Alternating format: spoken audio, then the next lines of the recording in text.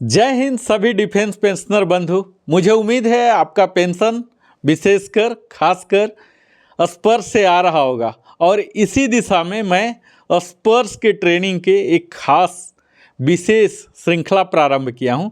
उसी में आज पब्लिक के डिमांड पर ही टैक्स से संबंधित, कर से संबंधित कई तरह की समस्याएं हमारे बुजुर्ग डिफेंस पेंशनर को आ रही थी। इसी से संबंधित आज मैं वीडियो बनाने जा रहा हूं। मुझे उम्मीद है आप इससे पहले का वीडियो हमारा देख रहे होंगे। इस श्रृंखला में मैं कवर किया हूं। अगर आपने नहीं देखा होगा तो लिविंग हैप्पीली यूट्यूब चैनल के प्लेलिस्ट में जाइए, स्पर्श में। इसमें आपको 100 से भी ज़्यादा वीडियो मिलेंगे। इसी में मैंने न्यू श्रृंखला में ही प्रारंभ किया है, जिसमें मैं अभी तक कवर कर चुका हूं कि माइग्रेशन की पहचान कैसे करते हैं, माइग्रेशन होने के बाद किस तरह से एसएमएस आते हैं, उस एसएमएस में क्या क्या यूजर क्रेडेंशियल होते हैं, उसका इस्तेमाल कर कैसे हम सक्सेसफुल लॉगिन करते हैं। सक्सेसफुल लॉगिन करने के बाद पहला काम क्या करना होता है, तो डिक्लेरेशन, मैंडेटरी डिक्लेरेशन है, ये सब करना होता, लाइफ सर्टिफिकेट जमा करना होता, अपने प्रोफाइल को चेक करना होता, व्यू करना होता, अगर एडिट करना है तो एडिट कीजिए, डॉक्यूमेंट सबमिट कीजिए। इस तरह से आपने प्रोफाइल सबमिट कर दिया, प्यूरिफाई कर लिया अपने। अब मैं ग्रेवियंसेस भी मैंने बता चुका हूं कि किस तरह से अगर कोई त्रुटियां हैं तो उसे दूर करने के लिए ग्रेवियंसेस मीनू को कैसे करते हैं, ग्रेवियंसेस के अंदर क्या क्या आते हैं। दो तरह के रिक्वेस्ट होते हैं, एक तो इंस्टेंटली अपडेट हो जाते हैं और एक में रिकॉर्ड ऑफिस या स्टेशन हेडक्वार्टर की ज़रूरत पड़ती है। तो आज मैं टैक्स के बारे में बताने जा रहा हूं और यह आते हैं सर्विस रिक्वेस्ट के अंदर, क्योंकि जैसे जैसे साल अंत हो रहे हम सबको तनाव होता है टैक्स का किस तरह से बचाया जाए, किस तरह से वैध रूप से टैक्स बचाया जाए। तो टैक्स बचाने के कई तरह के प्रावधान सरकार खुद ही देती है, वो अपनी योजना को बताती है कि हमारे ये सब योजना है। लेकिन कई बार हम लोग को पता नहीं होता, हम समय रहते डिक्लेयर नहीं कर पाते और हमारे टैक्स कट जाते हैं, टीडीएस हो जाते हैं। बाद में रिकवर करने के लिए हमें साल, 6 महीना, साल भर इस तरह से इंतजार भी करना पड़ जाता है। तो आप सही टैक्स जमा करें, सही तरह से डिक्लेयर करें, इसी दिशा में मैं यह वीडियो को टारगेट करके रखा हूं। मैं वीडियो को मुख्य बिंदु पर ले जाऊं इससे पहले मैं नरेंद्र कुमार, वेलनेस कंसल्टेंट, आप सबों को स्वागत तो करता ही हूं, साथ में विनम्र निवेदन भी करता हूं कि अगर लिविंग हैप्पीली में आप पहली बार आए हमारे चैनल में तो अवश्य ही सब्सक्राइब करें, लाइक करें, कमेंट करें और अपने सगे संबंधियों के साथ भी साझा करें और बेल आइकन तो अवश्य ही पुश करें ताकि हमारी अपलोडेड सारी वीडियो के नोटिफिकेशन आपको मिलते रहें। तो आइए अब हम प्रमुख बिंदु पर आते हैं कि मैं अब उम्मीद करता हूं कि अब आप सक्सेसफुली लॉगिन कर लिए होंगे। अपने यूजर क्रेडेंशियल, वेबसाइट का क्या नाम है बार बार बताने की जरूरत नहीं, फिर भी मैं बता दे रहा हूं, https://spurs.defensepension.gov.in। इसे आप किसी भी ब्राउज़र में, मोबाइल में, टैब में, लैपटॉप में, कहीं भी आप लॉगिन कीजिए, वहाँ पहुँचिए अपने यूजर क्रेडेंशियल, जिसमें कि आपको 12 नंबर का स्पर्श पीपीओ नंबर है, जिसे 01 से सर्विस वाले और 02 से फैमिली पेंशन वाले लॉगिन करें, पासवर्ड डालें, कैप्चा डालें और सबमिट करके आगे बढ़ें। आपको अपना डैशबोर्ड मिल जाएगा, वहाँ आपके रैंक के साथ वेलकम किया जाएगा। वेलकम, यहाँ लेफ्ट में 3 एरो आएंगे, 3 पैरेलल लाइन आएंगे, वहीं आपको क्लिक करना है। यहीं क्लिक करेंगे तो दुनिया भर के तमाम आपको मीनू आएंगे, जिसमें मीनू में होते हैं track status, life certificate, identification, my profile, इस तरह की तमाम होती है, जिसमें आपको ग्रेवियंसेस रहेंगे, प्रोजेक्टेड टैक्स रहेंगे, समरी रहेंगे, slab wise tax summary report, tax projection report, माई डॉक्यूमेंट, सर्विस रिक्वेस्ट, बहुत तरह के रहते हैं। आपको क्या करना है, अगर टैक्स से संबंधित कुछ भी करना चाहते हैं तो टैक्स सर्विस रिक्वेस्ट में जाएं और वहाँ पर आपको कई तरह के सब मॉड्यूल भी खुलेंगे, जिसमें कि कम्यूटेशन डिटेल होते हैं, कन्फर्म टैक्स ऑप्शन होते हैं, इन्वेस्टमेंट डिक्लेरेशन होते हैं, आपको अपने पीपीओ को लिंक करना है, मेडिकल एफएमए जो होता है फिक्स्ड मेडिकल अलाउंस, उसे बंद करवाना है या रिबेट इनकम टैक्स लेना है। इस तरह से तमाम मेनू आते हैं। अब एक एक करके मैं बताता हूं कि यहाँ क्या करना होता है। जैसे आप क्लिक करेंगे कम्यूटेशन डिटेल, तो आपको कम्यूटेशन जो कि हम 15 साल तक यह डिडक्शन होगा। जैसा हम सब जान रहे होंगे कि 9 ईयर्स का जितना % हमने दिया है कटिंग के लिए कमिट किए हैं, 9 ईयर्स तक का पेमेंट मिलता है और 15 ईयर्स तक का हमें रीपेमेंट करने होते हैं, जो भी अमाउंट होगा। तो इसमें अगर कोई वेरिएशन है अमाउंट वाइज या ईयर वाइज, तो इसके लिए आपको कम्यूटेशन फॉर्म की यहाँ सुविधा दी जा रही है, जिसमें कम्यूटेशन रिकमेंडेड आपको यस आएगा और ग्रे कलर उसमें एडिटेबल नहीं है। स्टेप 1 में यस नो करना है, कम्यूटेशन परसेंटेज आपने क्या दिया है ये आते हैं। अगला मेनू आते हैं आपको confirm tax option. Tax option में आप न्यू के तहत जाना चाहते हैं या ओल्ड के स्कीम के तहत जाना चाहते हैं, तो निश्चित है ये व्यक्ति पर निर्भर करता है। अगर आप तमाम तरह के होम लोन और टैक्स सेविंग लोन जो ले रखे हैं या इन्वेस्टमेंट कर रखे हैं, तो आपको निश्चित है ओल्ड स्कीम में जाना चाहिए। और अगर लोन वगैरह नहीं लिए हैं, होम लोन वगैरह, तो आपको न्यू स्कीम में जाना चाहिए। तो ये व्यक्ति पर निर्भर करता है, किसी एक लाइन का बताया नहीं जा सकता कि हमारे लिए आपके लिए कौन सा बेनिफिट होगा। ये अलग व्यक्ति को अलग संदर्भ में, अलग परिस्थिति में सबके लिए लाभकारी हो सकता है। तो यह चुनाव आपको ही अंततः करना है। इन्वेस्टमेंट डिक्लेरेशन, यह बड़ा ही महत्वपूर्ण है, क्योंकि इन्वेस्टमेंट डिक्लेरेशन के तहत ही आपकी टैक्स की बचत होगी वैध रूप से। तो मैं वैध जो है वही मैं बताने जा रहा हूँ। जैसे आप करेंगे तो आपको फाइनेंशियल ईयर सेलेक्ट कर लेना है। सपोज अभी आप करने जा रहे हैं तो 2023 से 24 का आएगा।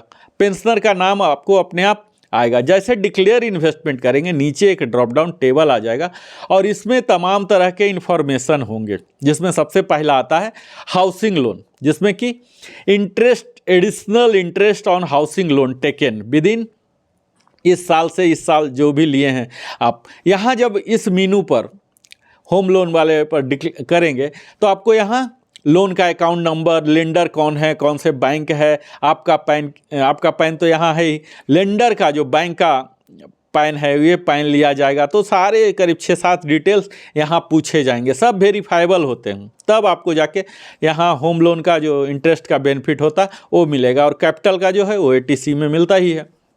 इसके साथ ही 80C इन्वेस्टमेंट जो आप करते हैं 1.5 लाख तक जो कर सकते हैं, इसके तहत कुछ आपको ऑप्शन दिया गया, जिसमें है 5 ईयर टर्म डिपॉजिट, जो टैक्स सेविंग स्कीम होते हैं, पोस्ट ऑफिस में या बैंक में कर सकते हैं, जो कि पोस्ट ऑफिस के तहत भी कई लोग करते हैं। Post office time deposit rule 1981 के तहत शामिल होता है। या बैंक में भी तमाम तरह की टैक्स सेविंग है। 5 साल मिनिमम लॉक इन पीरियड होता है, 5 साल के बाद ही आप विड्रा कर सकते हैं, उस पर लोन नहीं ले सकते हैं 5 साल तक।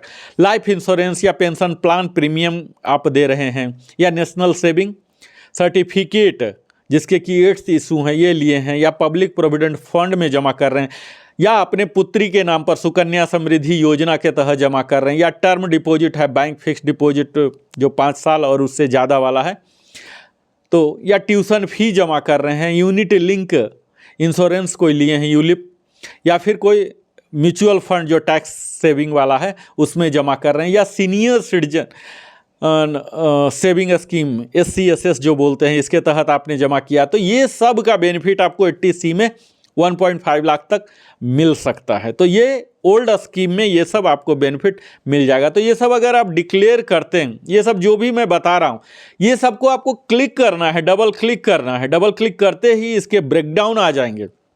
सिर्फ ये नहीं कि सुकन्या समृद्धि योजना में हमने अकाउंट खोला और यहाँ वैल्यू, वहाँ वैल्यू भी डालना है, अकाउंट नंबर भी डालना है, या SC/SS में कितना आपने डाला, कौन सा लेंडर है, ये पूरा डिटेल्स देना है। ट्यूशन फी में आपको बिल भी सबमिट करना पड़ेगा, आपको डॉक्यूमेंट भी रेडी करना है, सिर्फ डिक्लेयर नहीं करना है, आपको डॉक्यूमेंट भी रेडी करना है, all the supporting document properly भरना है। इसके साथ ही और भी कई तरह के मिसलेनियस अदर्स डिक्लेरेशन भी हैं, अदर इन्वेस्टमेंट भी हैं, जैसे अटल पेंशन योजना। अटल पेंशन योजना के बारे में हम सब जान ही पा रहे हैं कि इसकी एलिजिबिलिटी जो है 18 ईयर्स से 14 ईयर्स तक आप स्टार्ट कर सकते हैं, यानी कि 1000 से लेके 5000 तक का पेंशन मिलता है 60 साल के बाद। तो अगर ये अटल पेंशन योजना के लिए आपने रजिस्टर कर लिया, हालांकि बहुत ही कम पेंशनर होंगे जो इसके लिए रजिस्टर किए हैं, क्योंकि अटल पेंशन योजना में ही रजिस्टर करने के लिए पहला क्राइटेरिया है कि वो टैक्स पेयर हैं क्या। तो अगर टैक्स पेयर हैं तो आपके लिए वो विंडो आगे नहीं खुलता है।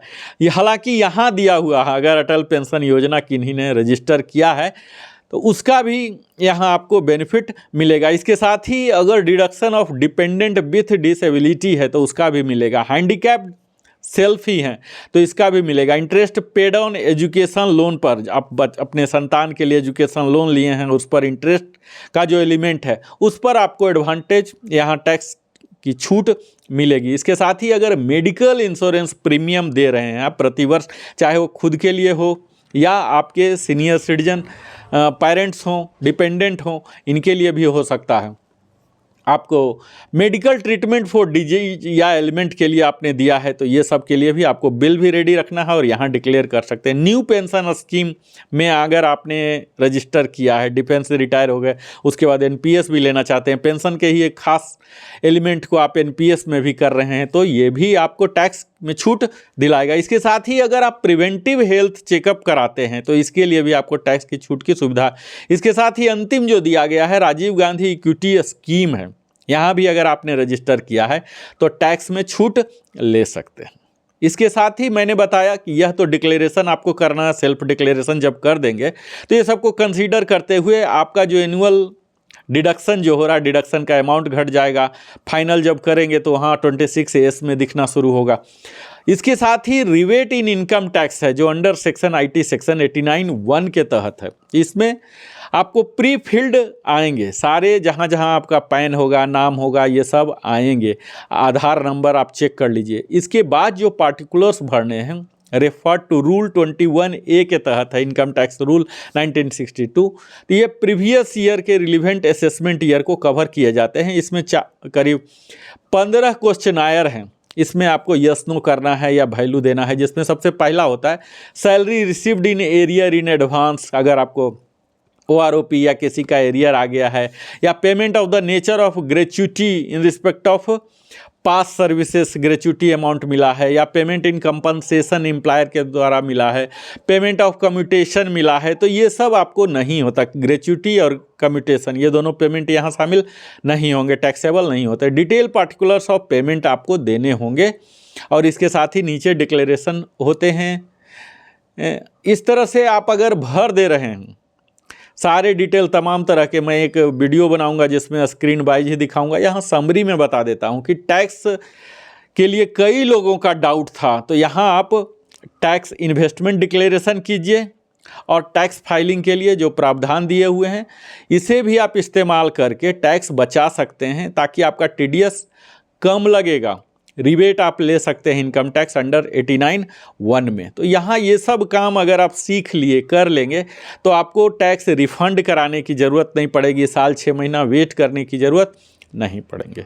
तो यहाँ करीब सर्विस रिक्वेस्ट के तहत 6 चीज़ मैं कवर किया, जिसमें कि आप जो भी कैटेगरी सेलेक्ट कर रहे हैं, जो भी चेंजेज कर रहे हैं, उसके बाद आपको सेव सबमिट करना पड़ेगा, तभी वह एग्जीक्यूट होगा। और लास्टली जब आप डॉक्यूमेंट अपलोड भी कर दे रहे हैं तो आपको एक्नॉलेजमेंट आएगा कि आपका डाटा सक्सेसफुली सबमिट हो चुका है। तो इस तरह से आज हमने कैसे टैक्स बचाया जाए वैधानिक रूप से, ये सारे बिंदु पर जो कि स्पर्श में सक्सेसफुल लॉगिन करने के बाद आपको मिलेंगे। और ये कहाँ, जैसा कि मैं बताया ही कि आपको सर्विस रिक्वेस्ट में जाना है। और ये कहाँ आता है, तो ये लेफ्ट में मेनू में आएगा, लेफ्ट 3 पैरेलल लाइन, वहाँ क्लिक कीजिए। और उसी के साथ हमने मुख्यतः 6 चीज़ बताया कि कम्यूटेशन डिटेल्स, अगर कोई खामियां हैं, टैक्स ऑप्शन लेना है, new scheme old scheme, investment declaration करना है, जिसको कि मैं थोड़ा सा विस्तार में कवर करने का प्रयास किया।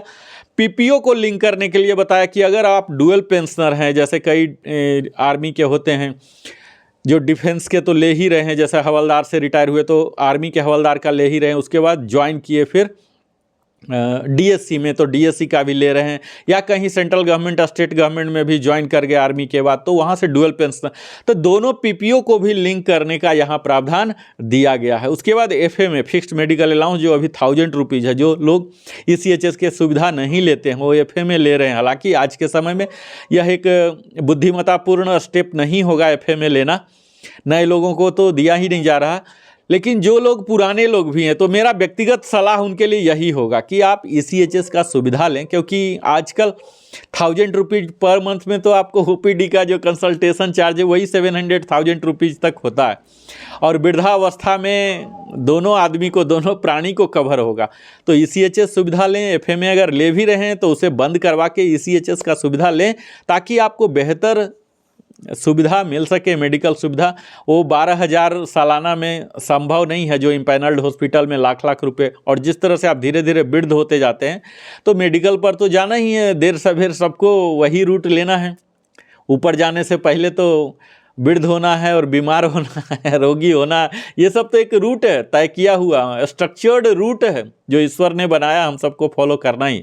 तो बुद्धिमता है, ACHS लीजिए, FMA। तो FMA से संबंधित भी अगर कोई शिकायत है, कोई ये है, तो यहाँ आप कर सकते हैं। और अंतिम हमने बताया है कि रिबेट इन इनकम टैक्स लेना चाहते हैं तो ये तमाम 6 वो मीनू जो बड़ा ही वाइटल है, सर्विस रिक्वेस्ट के तहत आता है। कई लोगों का रिक्वेस्ट था कि आप इस पर विस्तार में बनाएं, हमने आज बोल के बनाया। अगर आप लोग कमेंट में लिखते हैं कि मुझे विस्तार में ऑनलाइन करके स्क्रीन वाइज दिखाना चाहिए तो मैं तैयार हूं, मैं समय निकाल के ज़रूर दिखाऊंगा। और इस वीडियो के अंत में आने पर मैं आप सबों को दिल से धन्यवाद देता हूं। आपने जीवन का बहुमूल्य समय हमारे साथ बिताते हैं, जिसके लिए मैं सदा आभार प्रकट करता हूं। और लास्ट में जय हिंद बोलने से पहले मैं आप सबों से विनम्र निवेदन अगेन करता हूं कि आप हमारे चैनल को अभी तक अगर सब्सक्राइब नहीं किए अवश्य ही सब्सक्राइब करें, जो कि हमें प्रोत्साहन देगा और एक बड़ी टीम तैयार करने के लिए हमें उत्साहित करेगा। बहुत बहुत धन्यवाद। फिर से मिलता हूं इसी श्रृंखला में फिर एक नए वीडियो के साथ। जय हिंद।